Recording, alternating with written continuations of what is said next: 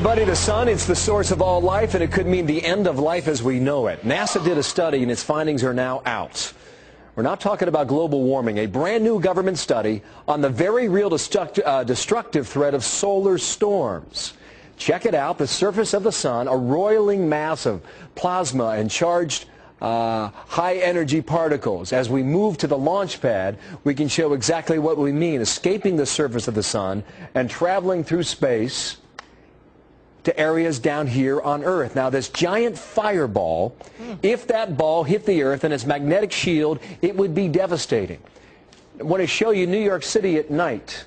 Times Square, drove through here at 8 o'clock last night. Streets are empty, but the electric power grid would be wiped out by the current.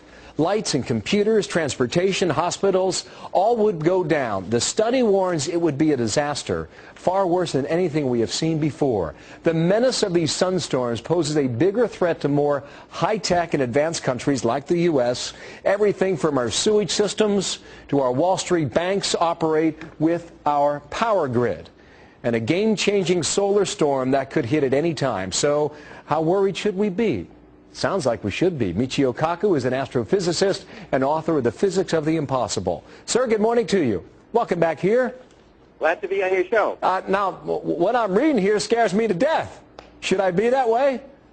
That's right. We're talking about a potential Katrina from outer space. Katrina caused about $100 billion in property damage. And unless we begin to make efforts now to reinforce our satellites and power grid, we could have something maybe 10 times bigger than Katrina, because we're talking about the loss of all electricity and all satellite activity. We'd be thrown 100 years back into the past. Michio, has this happened before? In 1859, we had a humongous storm that wiped out telegraph poles, and we tried to then estimate what kind of power could do that. And we now realize that we are very young in the space age. If something like the 1859 storm hit again, it would literally paralyze all the United States, not just for a day or an hour, but for months to years. Transformers would short circuit and burn out. Satellites would be fried to a crisp.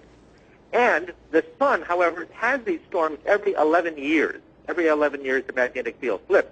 But in 2012, we do expect perhaps another big one. Well, we have never before in our history, in human history for that matter, relied so much on technology as we do today. And that's part of what they found in the study, because we rely so much on our ability to communicate through our computers that they would all go down, which would handicap not just New York, but really the eastern half of the United States. That's what the study finds, which would be far worse than the blackout of New York from 4 years ago, Michio. That's right. Those blackouts only last for a few hours to a day. But if you start to short circuit all the transformers and blow out the satellites and fry the communications grid, then you're talking about knocking out the United States for months before we can get enough rescue crews and repairmen to handle not just one city, but hundreds of cities around the United States. You know, Michio, sometimes you come on here and you sound like the doctor of doom and gloom. Does something like this keep you up at night? It does, and I think with Katrina, engineers knew that Katrina could happen, but they did nothing because they said that it's not going to happen while I'm around. Well, now we learned the lesson. You have to prepare for things, especially when you know that at some point it's inevitable that we're going to have another big one, like we had back in 1859, except this time we're totally dependent on electricity. Michio, thank you. Hope to see you in person next time. We'll take you on the phone if we can. Michio Kaku, thank you for your time today. 1859. I mean, we're going back 150 years on that, Megan. Now he's wondering about 2012. Watch for this story.